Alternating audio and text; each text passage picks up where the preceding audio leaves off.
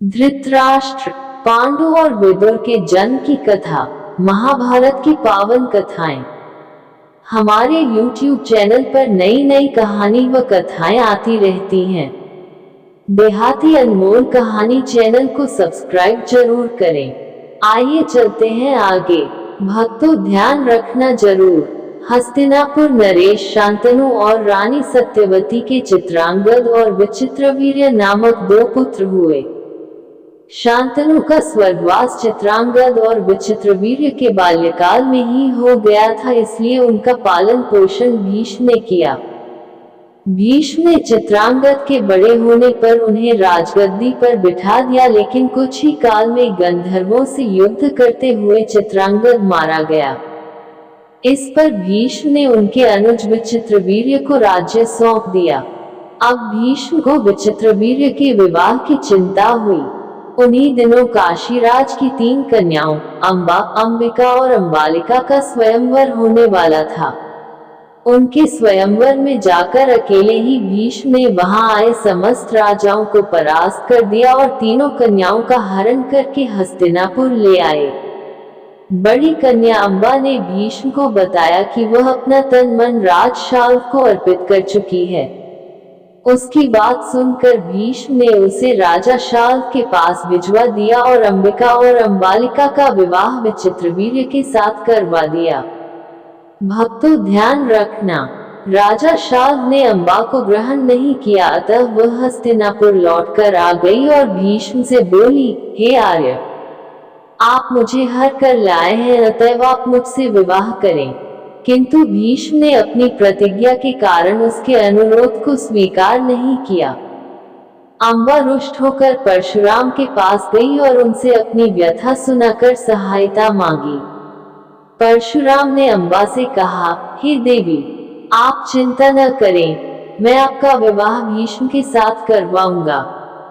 परशुराम ने भीष्म को बुलावा भेजा, किंतु भीष्म उनके पास नहीं गए।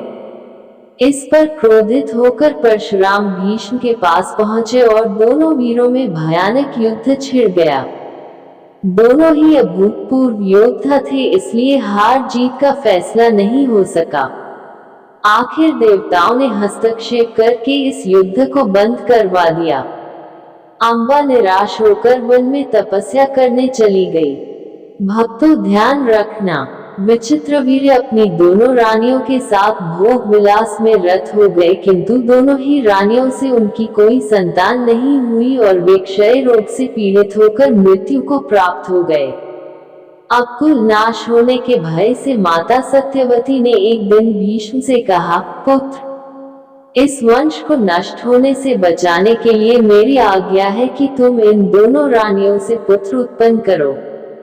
माता की बात सुनकर भीष्म ने कहा, माता, मैं अपनी प्रतिज्ञा किसी भी स्थिति में भंग नहीं कर सकता। भक्तों, ध्यान रखना, ये सुनकर माता सत्यवती को अत्यंत दुख हुआ। तब उन्हें अपने ज्येष्ठ पुत्र वेदव्यास का स्मरण किया। स्मरण करते ही वेदव्यास वहां उपस्थित हो गए। सत्यवती उन्हें देखकर बोली, हे पुत्र, तुम्हारे सभी भाई निसंतान ही स्वर्गवासी हो गए, अतः मेरे वंश को नाश होने से बचाने के लिए मैं तुम्हें आज्ञा देती हूँ कि तुम नियोग विधि से उनकी पत्नियों से संतान उत्पन्न करो।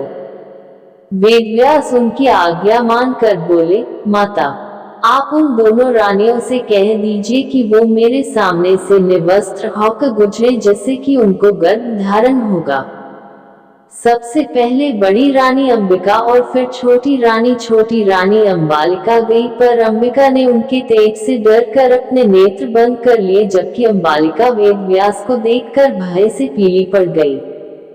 वेदव्यास लौटकर माता से बोले, माता, अंबिका का बड़ा तेजस्वी पुत्र होगा, किंतु नेत्र बंद करने के दोष के कारण वह अंधा होगा, जबकि अंबालिका के गर्भ से पांडु रोग से ग्रसित पुत्र पैदा होगा। ये जानकार इससे माता सत्यवती ने बड़ी रानी अंबिका को पुनः वेदव्यास के पास जाने का आदेश दिया। इस बार बड़ी रानी ने स्वयं न जाकर अपनी दासी को वेदव्यास के पास भेज दिया। दासी बिना किसी संकोच के वेदव्यास के सामने से गुजरी। इस बार वेदव्यास ने माता सत्यवती के पास आकर कहा, माते, इस दासी के गर्भ से वेद वेदांत में पारंगत अत्यंत नीतिवान पुत्र उत्पन्न होगा।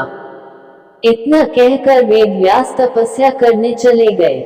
भक्तों, ध्यान रखना, समय आने पर अंबिका के गर्भ से जन्मांध धृतराष्ट्र, अम्बालिका के गर्भ से पांडु, रोग से ग्रसित पांडु तथा दासी के गर्भ से धर्मात्मा विदुर का जन्म हुआ। इस कथा में कोई गलती हो तो माफ करना। जय श्री राधे कृष्णा। प्रोप्राइटर है प्रमोद यादव, ग्राम बादरी वाले।